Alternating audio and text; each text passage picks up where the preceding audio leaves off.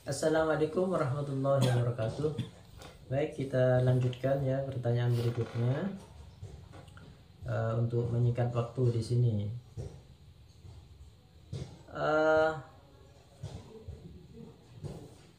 apakah untuk mendapatkan pahala yang dijanjikan pada malam Lailatul Qadar harus mengetahui bahwa malam itu adalah malam Lailatul Qadar? Baik ya. Ya, malam Lailatul Qadar itu memang untuk mengetahui itu hanya orang-orang tertentu ya, pertama itu.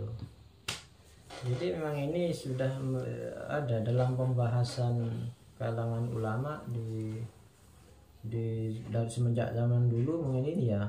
Orang yang benar-benar mendapatkan Lailatul Qadar itu apakah dia harus tahu bahwasanya pada malam itu adalah malam Lailatul Qadar.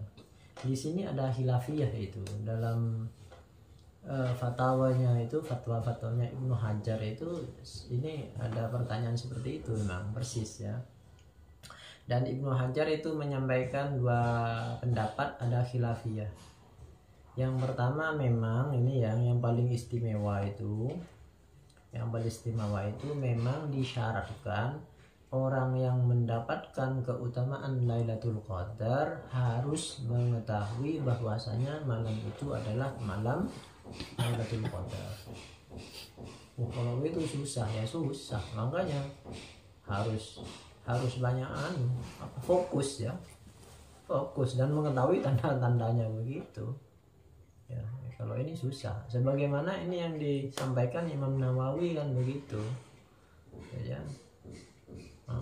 Harus mengetahui bahwasanya malam itu Lailatul Qadar, baru dia akan melakukan keutamaan tersebut. Pendapat yang kedua mengatakan bahwasanya, dan ini taisir kepada kita ya, bahwasanya orang yang mendapatkan keutamaan Lailatul Qadar itu tidak disyaratkan untuk mengetahui bahwasanya malam itu adalah malam Lailatul Qadar. Dan ini gampang bagi kita. Kalau mengikuti yang pertama susah ya. Tapi ala kulli hal ya, meskipun pendapat yang pertama tadi itu yang mengatakan bahwasanya untuk mendapatkan Lailatul Qadar harus mengetahui bahwasanya malam itu adalah malam Lailatul Qadar. Ini meskipun mengikuti pendapat ini, itu misalnya dia nggak tahu bahwasanya malam itu malam Lailatul Qadar ya. Jadi pendapat pertama tadi dia nggak mendapatkan keutamaannya karena dia nggak mengetahui. Tapi misalnya dia itu meskipun nggak tahu malam itu malam Lailatul Qadar, tapi dia melaksanakan ibadah, minimal dia itu sudah mendapatkan ampunan dosa gitu. Jadi nggak ada salahnya lah, nggak ada ruginya, tetap itu. Apalagi kalau mengikuti pendapat yang kedua. Baik, begitu ya. Kemudian pertanyaan berikutnya ya, ini kita lanjutkan. Pak Kiai, pernah saya sholat, setelah selesai sholat ternyata saya mengetahui bahwasanya baju saya itu ada najisnya. Bagaimana ini? Apakah harus mengulangi atau tidak? Baik. Dalam masalah ini ya, ini banyak terjadi. Yang pertama itu apa? Kita harus hati-hati ya. Harus berhati-hati, maksudnya kalau mau sholat itu yang serius lah, harus dipersiapkan. Bahasanya untuk sholat itu salah satu syaratnya adalah harus suci dari segala najis ya. Jangan seperti ke pasar nggak perhatian, ini yang dari kemarin gitu, baru setelah sampai pasar ini najis.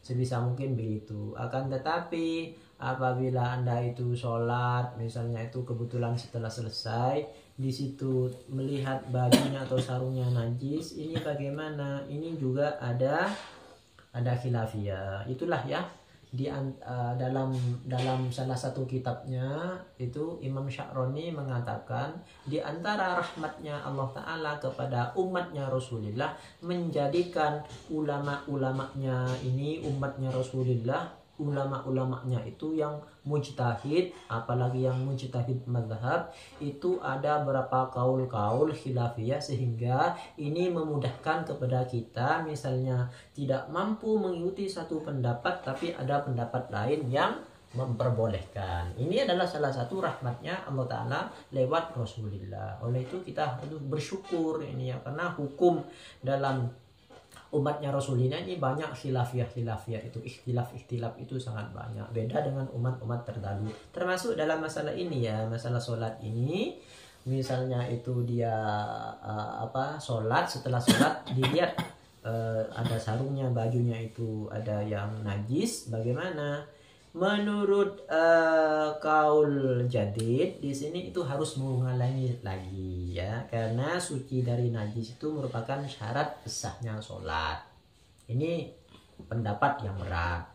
Tapi itu menurut kaul qadim ya, yang dikutip oleh Ibnu Munzir itu nggak usah ya, nggak usah. Dan pendapat ini juga dipilih oleh Imam Nawawi ya. Tidak wajib mengulangi lagi. Yang penting Anda itu tidak sengaja. Memang benar-benar tidak mengetahui. Kecuali kalau Anda itu sudah tahu sebelumnya itu najis, masih maksa, itu malah berdosa. Ya, itu seperti itu. Wallahu ta'ala bishawab. Wassalamualaikum warahmatullahi wabarakatuh.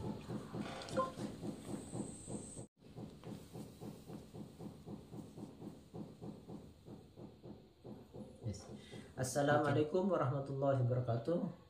Pemirsa yang dirahmati Allah Ta'ala, kita lanjutkan untuk sesi tanya jawab ya, kajian Facebook ya. Pak Kiai ini ya, aurat perempuan dalam sholat adalah menutup seluruh anggota badan kecuali muka dan telapak tangan.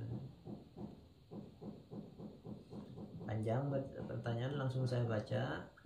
Dalam sholat itu perempuan itu kan telapak tangan, muka saja yang boleh kelihatan kan gitu ya, lainnya harus ditutupi.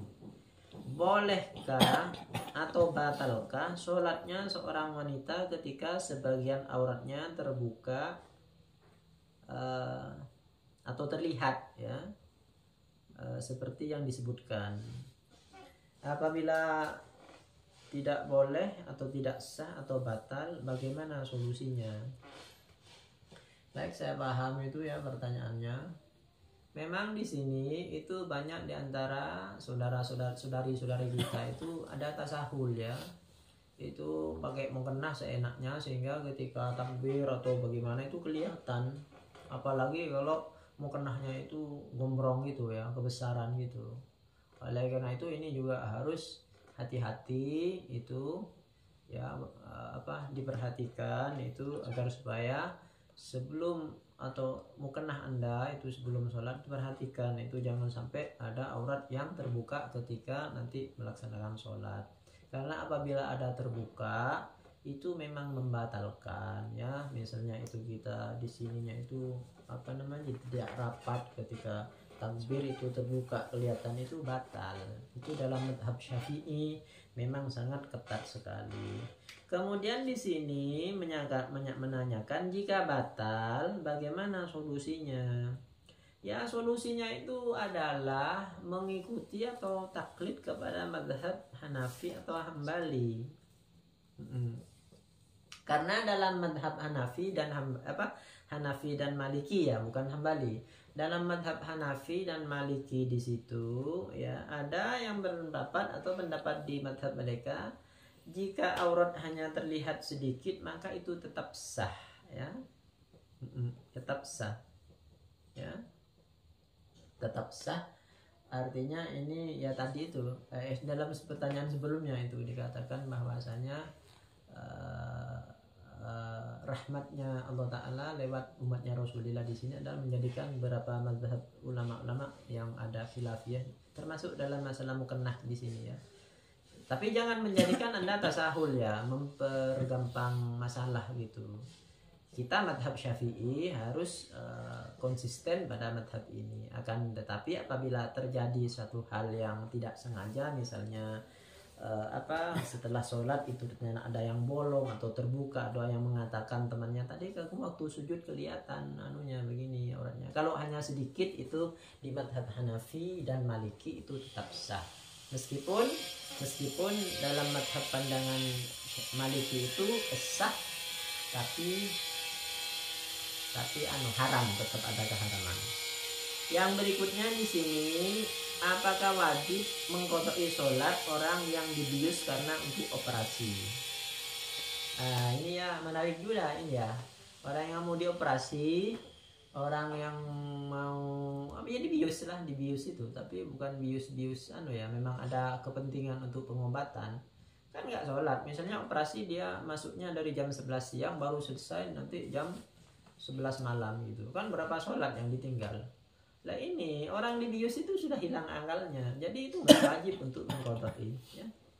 Itu tidak wajib, karena pembiusan yang berakibat hilangnya akal itu dalam rangka pengobatan, dan pengobatan dalam pembiusan itu diperbolehkan. Berarti ya sudah uzur, nggak wajib ya, nggak wajib. Jadi begitu yang mungkin bisa sampaikan. Wallahu ta'ala bishawab. Assalamualaikum warahmatullahi wabarakatuh.